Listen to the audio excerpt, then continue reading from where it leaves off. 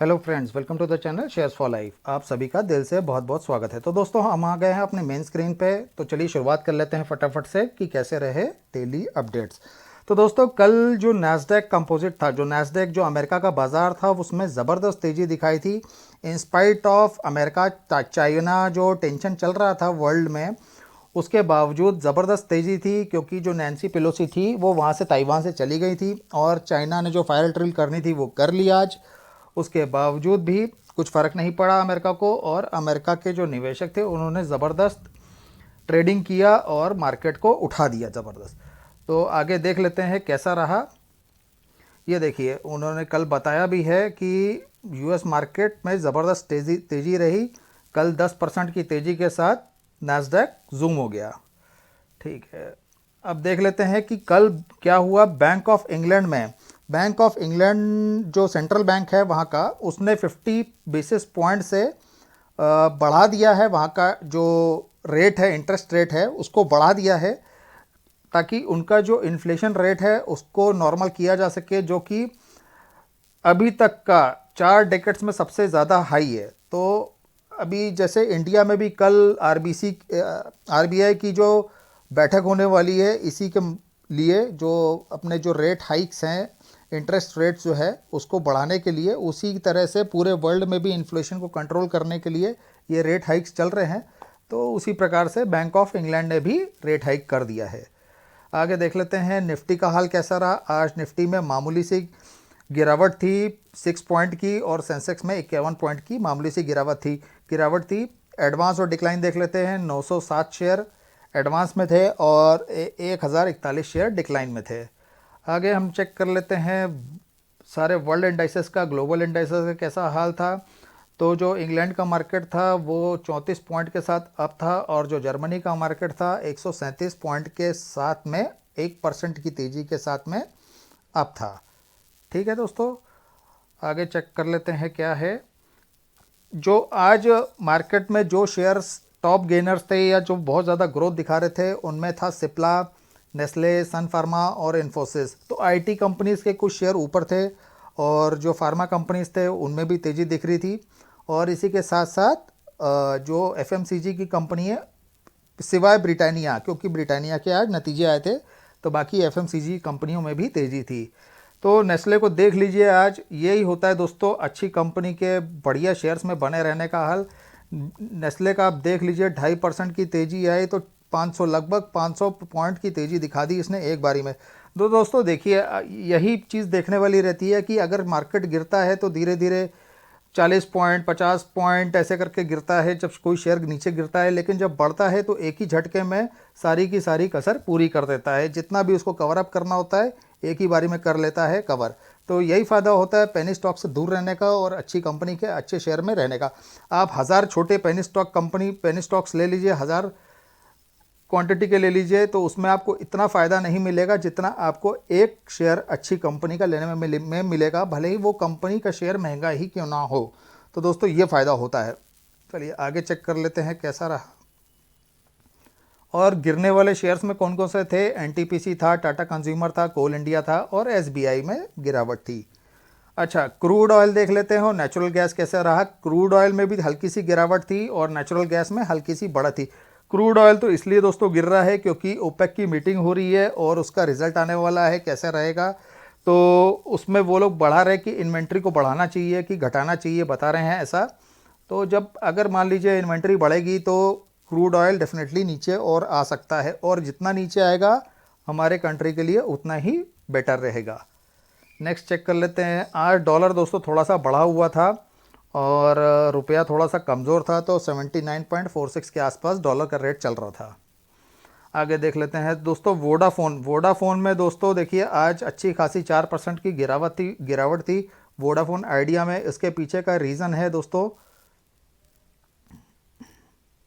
वो ये रीज़न है कि जो इनका जो रिजल्ट्स आया है वो नैरो डाउन हुआ है। दोस्तों यहाँ पे देख लीजिए, 296 करोड़ रुपीज़ का इन्होंने ये शो किया है कि इनका जो प्रॉफिट तो आया नहीं है, जो लॉस है वो कंट्रोल हो गया, मतलब थोड़ा सा कम हुआ है। जो लास्ट ईयर जो क्वार्टर था उसमें 7300 करोड़ का लॉस इन्होंने शो किया था, अब थोड़ा सा कम हुआ, मतलब भाई पहले लॉस इतना कर रहे थे, अभी लॉस इतना कर रहे हैं। तो कुल मिला के लॉस मेकिंग कंपनी है, जब तक प्रॉफिट में ना आ जाए तब तक इससे दूरी बना के ही रखनी है, और ये पेनी स्टॉक्स के अंतर्गत ही आता है। तो आपको थोड़ा सा संभल के कॉशियस रह के ही ट्रेड वगैरह भी अगर आप करना चाहते हैं तो करिएगा। ठीक है दोस्तों, आज अदानी पावर इसमें ज़बरदस्त तेज़ी थी, क्योंकि कल इसके रिजल्ट्स आए थे। आज इसने 52 वीक हाई भी बना दिया है, 354 का 52 वीक हाई बनाया और 344 रुपये पे आके बंद हुआ है। ज़बरदस्त तेज़ी थी, कल रिजल्ट इसके बहुत बेहतरीन आए थे और इसने 16x मतलब 16 गुना तेज़ी दिखाई थी उसने, मतलब अपने प्रॉफिट्स में। तो इसकी वजह से आज इसके शेयर में तेज़ी थी, दिख रही थी हमको। आगे देख लेते हैं दोस्तों, ये ब्रिटानिया के आज दोस्तों Q1 के रिजल्ट्स आए हैं, और ब्रिटानिया ने थोड़ा सा loss quarter on quarter basis और ईयर ऑन ईयर पे बेसिस पे शो किया, मतलब प्रॉफिट में थोड़ी सी कमी आई है, इतना ज़्यादा भी कम नहीं हुआ है, बट थोड़ी सी कमी थी, उसकी वजह से स्टॉक ने रिएक्ट किया है। आगे देख लेते हैं दोस्तों क्या न्यूज़ है। अदानी ग्रुप के बारे में न्यूज़ है दोस्तों कि अदानी ग्रुप का ही जो अदानी एंटरप्राइजेज है उसके अंतर्गत आता है अदानी रोड ट्रांसपोर्ट। उसने जो एक्वायर किया है Gujarat road and infrastructure company, जो यहाँ पे आप देख सकते हैं Gujarat road and infrastructure company को उसने एक्वायर कर लिया है, और कितने में किया है, 3110 करोड़ में एक्वायर किया है मैक्वायर एशिया इंफ्रास्ट्रक्चर फंड से। तो ये एक न्यूज़ थी, मैंने सोचा आपको बता दूं ये न्यूज़ के बारे में भी।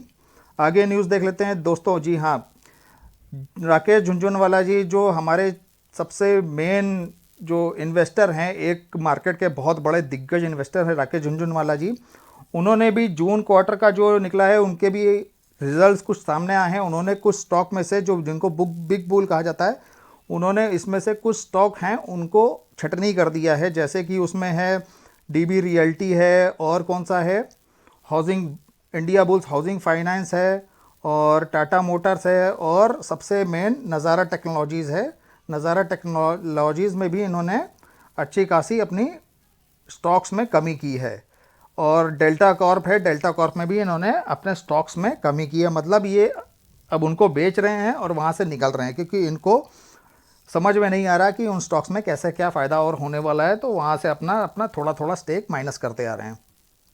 ठीक है दोस्तों, आगे देख लेते हैं जोमेटो। जोमेटो में क्या हुआ था दोस्तों, तो जोमेटो आज थोड़ा सा ऊपर था, 4% के आसपास ऊपर था। वो उसके पीछे एक न्यूज़ थी कि उबर जो कंपनी है उसके पास इसका स्टेक था, उसने बल्क डील में उबर ने अपना स्टेक सेल किया था, और जो उसके अगेंस्ट में कुछ जो निवेशक रहते हैं उन्होंने स्टेक, कोई सेल करता है तो कोई बाई करता है, तो किसी ने बाई किया है, और इसीलिए जो है स्टॉक में तेज़ी दिख रही थी। अगर स्टॉक दोस्तों 48 रुपीज़ के नीचे चला जाता तो इसमें प्रॉब्लम हो सकती थी, बट अच्छा रहा कि स्टॉक जो है 50 रुपीज़ के आसपास ही ये डील होती हुई दिख रही थी। 50 रुपीज़ के आसपास ये डील हो गई थी, तो स्टॉक उससे ज़्यादा नीचे नहीं जा पाया, और नॉर्मली 4% की तेज़ी के साथ ये स्टॉक बंद हुआ।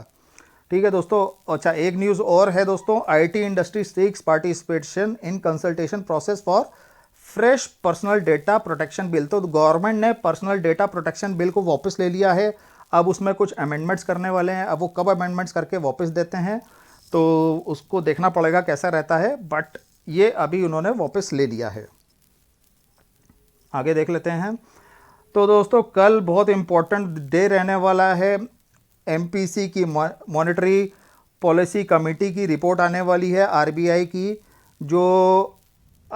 की जो रिपोर्ट है वो आएगी सुबह 10:30 बजे। तो उसके जो गवर्नर है मिस्टर शशि कांता दास, वो उनकी कमेंट्री किस प्रकार से रहती है आरबीआई की, वो हमको देखनी पड़ेगी। उससे बहुत ज़्यादा फ़र्क पड़ने वाला है शेयर मार्केट के ऊपर। जितने बैंक से पूरे डिपेंडेंट रहते हैं, तो शेयर मार्केट का पूरा हालचाल तूफान भी मच सकता है, और अच्छा खासा नॉर्मल रेंज में भी रह सकता है, और अच्छी खासी तेज़ी भी आ सकती है।